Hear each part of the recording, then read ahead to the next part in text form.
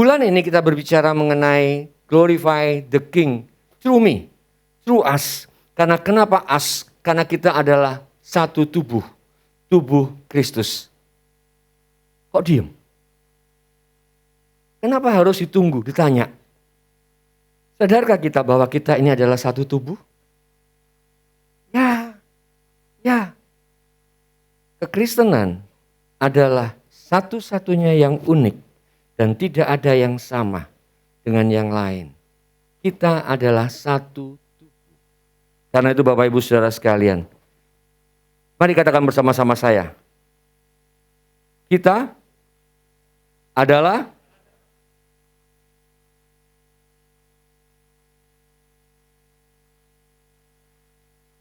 satu kali lagi, 1, 2, 3. Kita adalah terang, bukan tetangga kita. Oh, nggak ada yang ngerti di sini ya. Syukur. Tetangga kita bilang kita adalah surya. Oh, nggak ada yang tahu juga. Oh iya, syukur. Itu iklan, saudara ya. Baik, Bapak Ibu Saudara sekalian, mari kita lihat apa yang Tuhan mau bicara buat kita. Tuhan mau bicara buat kita, demikianlah hendaknya kita menjadi terang. Hendaklah terang kita, bukan menjadi terang. Hendaklah terang kita apa? Bersinar. Supaya orang lain melihat dan mempermuliakan Bapamu yang di sorga. Bapak Ibu Saudara sekalian, ternyata Tuhan sedang menginginkan kepada kita. Gambar yang seperti ini, bola lampu, senantiasa kita pikirkan bahwa diri kita ini hanya sebagai lilin yang kecil. Hanya sesuatu yang tidak berarti. Hanya sesuatu yang mana bisa sih, memungkinkan sih buat saya. Dan hari ini kita akan belajar bersama-sama bahwa apa yang Tuhan inginkan, bahwa bukan cuma sebagai lilin terang, lilin yang kecil, bukan cuma sebagai lampu bohlam ini, atau lampu TL, atau lampu sorot, ada sesuatu yang besar. Demikianlah hendaknya terangmu bercahaya di depan orang, supaya mereka melihat perbuatan baik dan mempermuliakan Bapa di sorga. Di dalam terjemahan New Living Translation disebutkan bahwa in the same way, dengan cara yang sama, dengan gaya yang sama. Mari kita mempunyai satu sifat, satu karakter ilahi terjadi di dalam kehidupan kita. Ketika kita menerima Yesus Kristus Tuhan, kita menjadi ciptaan yang baru. Ciptaan yang lama sudah berlalu. Dan gaya hidup yang sama adalah gaya hidup dari kerajaan sorga. Seperti Bapa tadi disampaikan oleh Pak Arifin. Dengan menderita, dengan kita pikul salib dan sangkal diri. Kedagingan kita matikan sedemikian rupa. Untuk apa? Untuk mempermuliakan Bapa di sorga. Dan Yesus sudah melakukannya ketika dia menjadi manusia. Yohanes 17 ayat yang 19 yang selalu saya kutip. Kenapa selalu dikutip ayat-ayat ini? Ini untuk menjelaskan dan menerangkan kepada kita. Sudahkah kita melakukannya? Kalau belum, maka ayat-ayat ini akan terus muncul. Apa itu ayat 7 Yohanes 17 ayat 19? Yesus berkata di depan murid-muridnya dan orang-orang yang percaya, aku menguduskan diriku supaya mereka yang bersama-sama dengan aku dikuduskan di dalam kebenaran. Yesus yang sebagai 100% manusia, sebagai 100% Allah, di dalam kemanusiaan, di dalam hal daging, Yesus menguduskan dirinya. Dia sebagai Allah tidak perlu melakukan seperti itu. Tapi sebagai manusia, hal yang sama. Inilah yang kita lakukan in the same way. Katakan bersama-sama, hal yang sama. Dengan cara yang sama. Yesus berkata apa? Firman Tuhan berkata apa? Let your good deeds, hendaklah perbuatan baikmu shine out. Memancar keluar, terpancar keluar. For all to see. Sehingga banyak orang melihat, untuk semua orang melihat.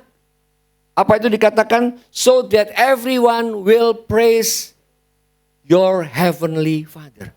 Siapakah Bapak Saudara? Bapak saya Tan Kim Guan. No, itu Bapak jasmani. Tapi Bapak kita semua adalah Bapak di sorga, Heavenly Father. Nah kalau Bapak kita adalah Bapak yang di sorga, maka DNA kita karakter kita adalah karakter Bapa di sorga. Ya, cuma 5 orang yang amin. Yang lain anaknya siapa? Maaf Bapak Ibu Saudara sekalian. Di dalam terjemahan sederhana Indonesia dikatakan apa? Demikianlah hendaknya sinarmu menerangi orang lain. Ada satu yang terpancar keluar dari dalam kehidupan kita. Amin. Menerangi orang lain artinya dengan demikian setiap orang bisa melihat perbuatan yang baik. Lakukanlah perbuatan yang baik setiap saat. Bukan pada masa-masa kita senang, bukan pada masa-masa kita diberkati, bukan pada masa-masa kita sedang dalam kelimpahan kita berbuat baik. Tetapi di tengah-tengah tekanan, saya berterima kasih buat ibu yang tidak saya kenal di tempat ini. Ketika saya berbicara di tempat ini, ibadah saat ke KU1, tiba-tiba dia mendekati saya dan dia memasukkan ke tangan saya, menyalami saya dan menggenggam tangan saya. Dan ketika saya lihat, ada sebuah gelang. Kurang lebih 7 gram. Dan dia berkatakan, Pak Dokter, Pak Gary, ini untuk pembangunan Roksanur. Bapak Ibu Saudara sekalian, Roksanur saat ini kami sedang online. Dan tanggal 6 November yang akan datang, kami akan masuk di gedung yang baru. Berikan kemuliaan bagi nama Tuhan. Haleluya! Satu sukacita yang Tuhan berikan buat kami. Bukan di saat kita lagi baik-baik. Tetapi di saat dalam kondisi resesi waktu itu. Ada seorang ibu. 7 gram. Gede saudara. Waktu itu mungkin sekitar harganya kurang lebih 900 ya. Kalau Noni masih ingat. Kira-kira seperti itu. 7 kali 900 ribu. Itu 5, sekian juta. Berapa? 7 kali 9 berapa? 6,3 juta. 6,3 juta. Seorang ibu yang sederhana. Saya berterima kasih buat jemaat di tempat ini yang punya hati untuk membantu, untuk menabur. Dan saya percaya pelayanan ini bukan cuma sampai di sini saja, akan terus berkembang. Amin. Artinya lakukanlah perbuatan yang baik setiap saat sehingga waktu orang melihat teladanmu. Ketika kita berbuat baik ada sesuatu yang terpancar keluar. Apa itu? Bukan nama baik kita. Bukan kehebatan kita. Bukan jagonya yang tadi dikatakan oleh Glenn Fredly. Pinternya kita ngomong. Tetapi teladan kehidupan. Semangat kita, gairah kita. Kesukaan kita di dalam memuji Tuhan. Pelayanan-pelayanan kita, apapun yang sedang kita kerjakan hari-hari ini. Cuma satu tujuannya. Saya senang dengan Pak Anton dan Pak Chandra dan Pak David Limanto. Seperti yang juga diarahkan oleh Pak Franky, para penatua kita. Segala sesuatu yang tidak membawa dampak untuk menjangkau jiwa, untuk mempermuliakan nama Tuhan, program-program itu harus dipotong. Karena itu ketika kita keluar, banyak jiwa. Coba kita keluar sekeliling kita di tempat ini. Adakah jiwa-jiwa yang sudah kita layani? Karena itu komsel-komsel, mari perkuat di dalam komsel-komsel yang ada. Sehingga mereka memuliakan Bapamu yang di sorga. Di dalam terjemahan, di dalam perjanjian lama. Firman Tuhan berkata, bangkitlah jadilah terang. Kenapa? Karena terangnya terpisah. Terangnya berada di luar sana. Terangnya berada jauh di sana. Dan mereka harus memposisikan diri mereka. Untuk mereka mengetahui bahwa mereka mendapat perkenanan. Ketika mereka tidak mendapat perkenanan, mereka berusaha untuk datang kepada terang itu. Apa yang terjadi? Mereka tersambar. Mereka mati. Tetapi hari itu, Yesaya bernubuat untuk bangsa Israel. Bangkitlah, jadilah terang. Karena apa? Terang Tuhan datang padamu.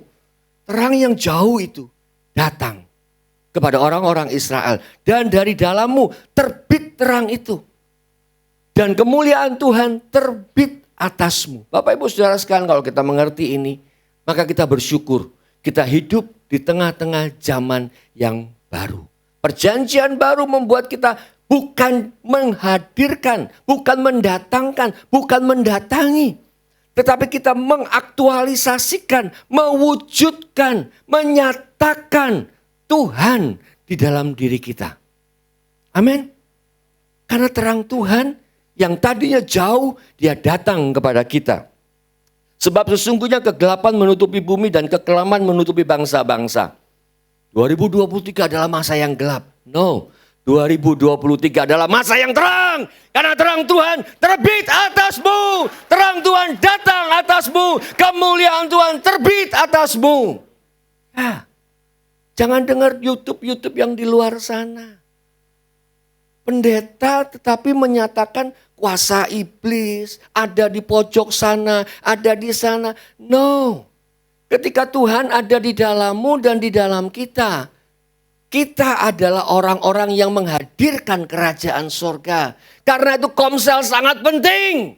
2-3 orang berkumpul di dalam namaku. Aku hadir. Bukan untuk makan-makan. Bukan untuk ngopi-ngopi. Tapi kalau di antara makan-makan dan ngopi-ngopi Anda memenangkan jiwa. Anda menjangkau jiwa, Anda menguatkan jiwa-jiwa itu. Itulah yang namanya kehadiran daripada pribadi Tuhan. Kuasa Tuhan dinyatakan. Ketika saudara hadir di rumah sakit, ketika saudara hadir di tempat-tempat yang orang-orang sedang meratap, ada sukacita, ada kesembuhan terjadi. Amin. Bangsa-bangsa berduyun datang kepadamu, kepada terangmu, raja kepada cahaya yang terbit bagimu. Kemarin saya pergi ke rumah sakit Dharma Yatnya, ada rekan orang tua daripada rekan kita, yaitu Pak Amos dan Lisa Mancika meninggal, Pak Jati ya, saudara kenal ya, Pak Ngakan Jati, dipanggil Tuhan. Sepanjang jalan, saya melihat itu banyak sekali yang berterbangan. Apa itu? Laron. Laron tuh datang ke mobil, menyerbu ke mobil, ya pasti mati lah ya. Bangsa-bangsa akan datang berduyun-duyun atas terangmu. Ketika terang Tuhan terbit atasmu, ketika terang Tuhan dinyatakan dalam dirimu. Seringkali kita cuma melihat di ayat yang ke-20 ini. Bagian B, apa itu? Sebab kelimpahan dari seberang laut akan beralih kepadamu dan kekayaan bangsa-bangsa akan datang kepadamu. Tetapi ini bukan sampai di sini saja. Bapak Ibu Saudara sekalian, Tuhan mengizinkan semua kekayaan datang untuk apa? Untuk nama Tuhan dipermuliakan. Amin. Lewat kehidupan kita, lewat perbendaharaan yang Tuhan percayakan, lewat properti yang Tuhan percayakan. Itulah untuk mempermuliakan nama Tuhan. Nah, ada ayat yang lebih indah lagi yang Tuhan taruhkan buat kita. Yaitu di dalam perjanjian baru. Kalau tadinya jauh, sekarang dia berkata seperti ini, firman Tuhan. Maka Yesus berkata kepada orang banyak, katanya, akulah terang dunia. Barang siapa mengikuti aku, dia tidak akan berjalan di dalam kegelapan, melainkan ia mempunyai terang yang hidup. Loh kok diam? Sudahkah saudara percaya kepada Yesus Kristus Tuhan? Kalau sudah, harusnya terang itu muncul, terang itu nampak. Ia akan mempunyai terang hidup. Karena di dalam hidup itu, firman Tuhan itu adalah terang manusia. Yohanes 1 ayat yang ketiga. Selama aku di dalam dunia, akulah terang dunia. Sekarang Yesus ada di mana? Di dalam kita dong. Tinggallah kamu di dalam aku dan aku di dalam kamu. Betul? Betul Pak, betul. Betul apa? Aku gak ngerti Pak Dokter. Pak Geri. Ya. Ketika kita membaca firman Tuhan, ketika kita merenungkan firman Tuhan, ketika kita berdoa, firman itu masuk di dalam hidup kita, masuk di dalam pemikiran kita. Dan kemudian kita praktekkan, itulah wujud daripada terang. Amin. Perbuatan-perbuatan baik yang kita kerjakan, itu bukan karena kita cari nama. Tetapi ada terang Tuhan yang sedang membawa kita untuk kita menjadi berkat bagi banyak orang. Ketika aku di dalam dunia, Yesus berkata, akulah terang dunia. Kita akan lihat sebentar. Aku telah datang ke dalam dunia sebagai terang. Jadi kalau ada orang yang tanya, kapan Yesus berkata, aku adalah Allah? Saudara, hanya orang yang dalam tanda kutip, yang kurang di dalam pengertian, akan meminta A tambah A sama dengan 2A. 1 tambah 1 sama dengan 2. Tetapi orang yang punya high intelligence, pengertian yang tinggi, mereka akan berkata bahwa 1 tambah 1 bisa macam-macam secara ilmu matematika dan sebagainya. Bapak Ibu Saudara sekalian, Kalau ditanya, kapan Yesus menyebutkan dia sebagai Allah? Orang yang pintar, orang yang punya high intelligence, dia akan tahu. Yesus datang bukan cuman sebagai Tuhan orang Kristen. Tetapi dia datang sebagai apa? Terang dunia. Dia memulihkan seluruh dunia. Bukan untuk yang beragama Kristen. Dengar warga kerajaan, baik yang di rumah yang sedang ikuti live streaming. Bahwa Yesus Kristus adalah Tuhan dan Juru Selamatmu. Ketika engkau percaya kepada Yesus Kristus Tuhan, engkau menerima kuasa menjadi anak-anak Allah. Siapa di sini yang sudah terima Yesus Kristus sebagai Tuhan dan Juru Selamat? Tolong angkat tangan. Tinggi-tinggi. Tinggi-tinggi sehingga saya bisa melihat semua. Amin. Engkau punya kuasa. Engkau diberi kuasa menjadi anak-anak Allah. Sekarang pertanyaannya, siapa di sini anak-anak Allah? Tolong angkat tangan yang tinggi. Ada yang nggak berani angkat tangan. Kenapa? Kenapa pertanyaannya? Identitasmu ketika engkau percaya kepada Yesus Kristus Tuhan tidak ditentukan oleh perbuatan baik kita. Perbuatan baik kita adalah apa disebut? Kain lara, kain gombal, kain kotor yang tidak berharga di hadapan Tuhan. Tetapi identitas kita, anak Allah, ditentukan ketika kita percaya kepada Yesus Kristus Tuhan. Berikan sorak-sorak bagi Allah kita. Aku adalah terang dunia, supaya setiap orang yang percaya kepadaku jangan tinggal di dalam kegelapan. Ayat yang berikut ini adalah ayat tambahan, tetapi saya sampaikan supaya setiap saudara dan saya punya kepastian. Oke, kita baca. Dan jikalau seorang mendengar perkataanku, tetapi tidak melakukannya, aku tidak akan menjadi hakimnya. Wow, ya, Yesus tidak akan menjadi hakim oleh karena Yesus sebagai manusia. Sebab aku datang bukan untuk menghakimi dunia, melainkan untuk menyelamatkannya. Kedatangan Yesus sebagai manusia, dia mengorbankan dirinya. Mati tergantung di kayu salib, menebus segala dosa dan kesalahan kita adalah untuk menyelamatkan. Bukan untuk menghakimi. Tetapi dengar ayat yang berikutnya 48. Barang siapa menolak aku, menolak Yesus dan tidak menerima perkataanku, ia sudah ada hakimnya. Dan firman yang telah, yaitu firman yang telah kukatakan, itulah yang akan menjadi hakimnya pada akhir zaman. Bapak Ibu Saudara sekalian, pada waktu kedatangan Yesus yang kedua kali, dia datang bukan sebagai gembala yang baik. Perhatikan ini, dia datang bukan sebagai bapa yang baik. Dengar ini. Kedatangan Tuhan di depan kita. 2-3 minutes, kita gak pernah tahu apa yang terjadi. 2-3 jam kita gak pernah tahu apa yang terjadi. Tapi sudahkah saudara menjadikan Yesus Kristus sebagai Tuhan dan Juru Selamat? Kalau sudah, perhatikan yang kedua ini. Dia akan datang menjadi Raja dan Hakim. Dia akan memisahkan domba dari kambing. Dia akan memisahkan orang-orang yang percaya kepada Yesus yang namanya di dahinya tertulis namanya. Dan orang-orang yang tidak percaya kepada dia sebagai Tuhan dan Raja. Bapak Ibu Saudara sekalian, dia akan datang sebagai hakim. Apa itu? Kenapa dia katakan firman itu telah menjadi hakim? Pada mulanya adalah firman. Firman itu bersama dengan Allah dan firman itu adalah Allah. Firman itulah yang akan menjadi hakim. Allah sendiri akan menjadi hakim di antaranya, di antara kita. Karena itu buat yang tidak percaya pada Yesus Kristus Tuhan, enggak apa-apa. Enggak usah bersedih hati. Loh kok enggak usah bersedih hati? Karena apa? Karena dia sudah mendapatkan firman ini. Kalau belum, sampaikan firman ini. Barang siapa yang dibaptis dan percaya, dia akan diselamatkan. Tetapi yang tidak dibaptis dan percaya, dia akan menerima hukuman. Markus pasal 16. Mari Bapak Ibu Saudara sekalian kita tangkap ini, kita pegang ini, kita masukkan di dalam hidup kita.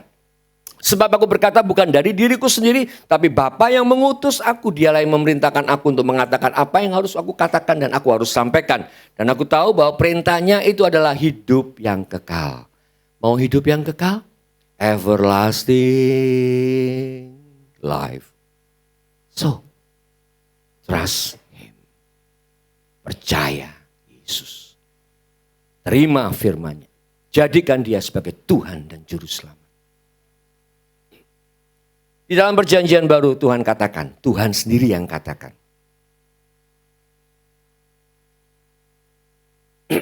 Matius 15 ayat yang ke-14.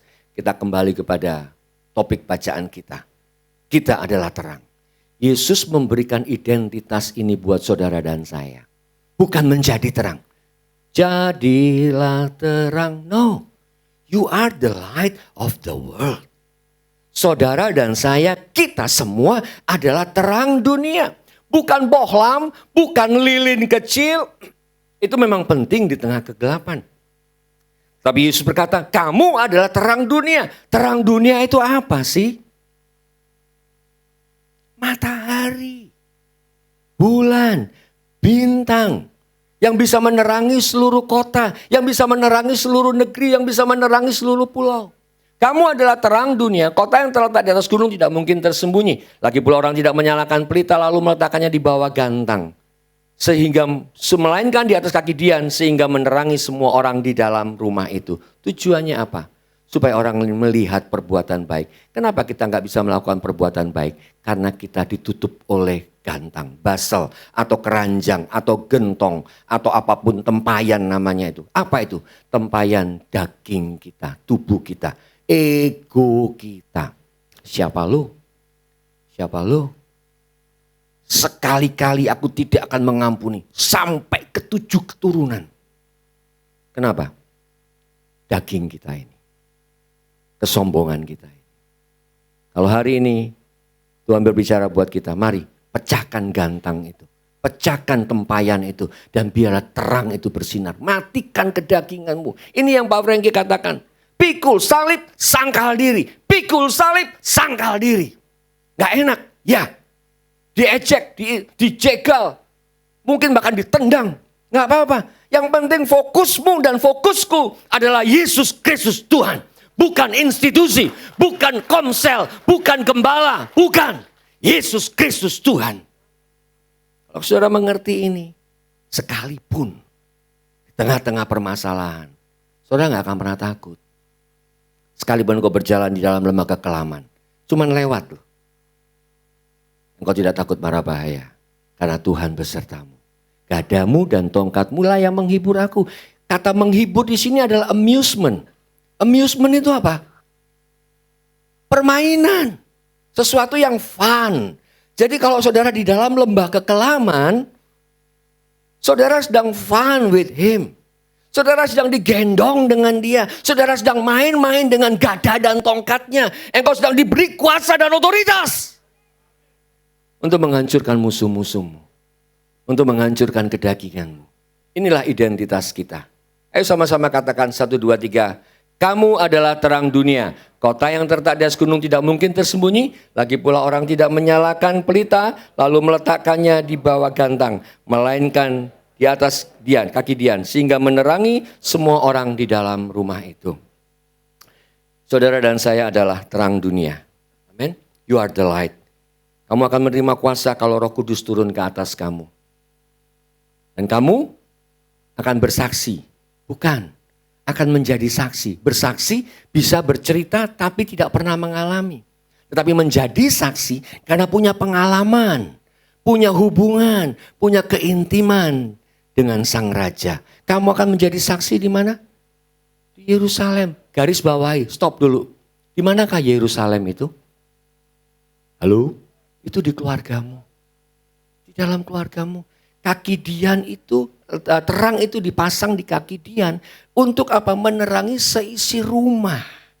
Sudahkah saudara menjadi terang bagi seisi rumah? Hari ini kita belajar untuk itu. Pulang dari tempat ini, saudara menjadi terang buat rumah saudara. Amin. Perkataan saudara, perkataan-perkataan yang manis, yang sedap didengar, yang membangun, yang menghiburkan, yang menguatkan, yang memberkati seisi rumah tangga saudara. Karena saudara dan saya adalah bangsa yang terpilih. Imamat yang rajani, bangsa yang kudus. Umat kepunyaan Allah sendiri. Supaya apa? Memberitakan perbuatan-perbuatannya yang besar. Pernah mengalami perbuatan Tuhan yang besar? Banyak. Kita bisa bernapas, bangun tidur, itu sudah perbuatan Tuhan yang besar. Amin. Bapak Ibu Saudara sekalian, kalau kita mengerti ini banyak yang bisa kita saksikan.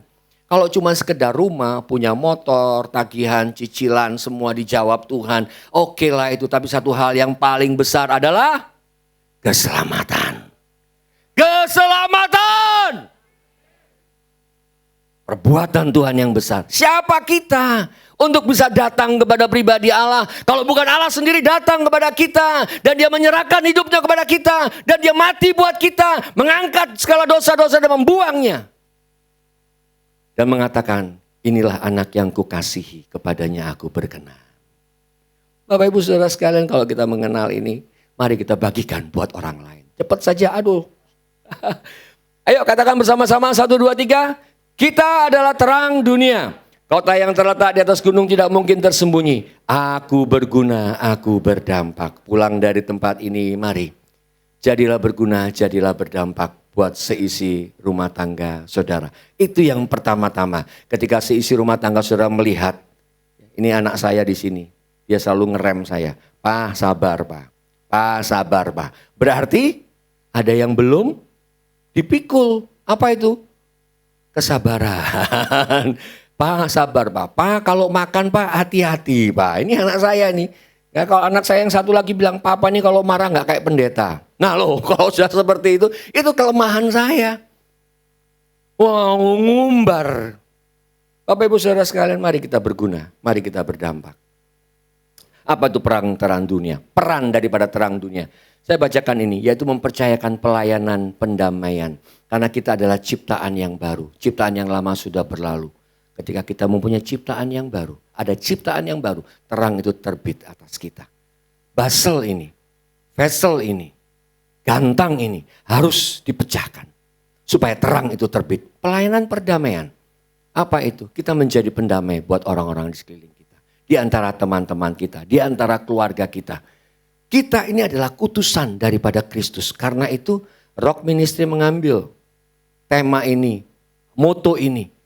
Untuk Rock Ministry, representative of Christ Kingdom. Representatif berarti ambasador, duta besar atau utusan daripada Kristus. Ketika kita bekerja, ketika melayani, sudahkah kita menunjukkan diri kita sebagai utusan Kristus? Sebagai pribadi Kristus? Kalau belum, mari kita belajar lebih lanjut lagi. Oke, terakhir saya undang para imam pemuji. Peran terang dunia yang adalah menjadi value dari Rock Ministry. Apa itu? Light, love, integrity, generosity, humility, truth. Sudahkah kita menunjukkan itu? Love kepada orang-orang sekitar kita. Kasihlah Tuhan Allahmu seperti mengasihi. Kasihlah sesamamu seperti mengasihi dirimu sendiri dan seperti mengasihi Tuhan. Love, integrity di tengah-tengah keadaan kita sekarang ini. Sudahkah kita tetap menjaga kejujuran? Seringkali ketika ada teman, kalau cari kerja, cari tenaga kerja, jangan yang Kristen ya. Loh, kenapa jangan yang Kristen? Waduh, dia banyak sekali alasannya. Waduh, banyak keluhannya. Seharusnya orang-orang Kristen lebih berintegritas daripada orang-orang di dunia sana. Kerja lebih sungguh, kerja lebih agresif, kerja bergairah, melayani bergairah. Bisa melayani dengan segala kegairahannya. Tetapi untuk pekerjaannya banyak sekali alasannya. Integritas. Generosity, termasuk satu ibu yang tadi yang memberkati Roksanur. Humility, kerendahan hati. Kita harus belajar terus. Pikulah salib dan sangkal diri. Pikulah kuk yang kupasang, Yesus berkata. Karena kuk yang kupasang adalah ringan. Ikutilah teladan Yesus. Keteladanan Yesus adalah rendah hati. Bapak Ibu Saudara sekalian, dan truth. Tidak mungkin daripada kita punya kebenaran. Hanya di dalam Yesus Kristus Tuhan ada kebenaran. Kebenaran kita, kebaikan kita itu adalah kain kombo.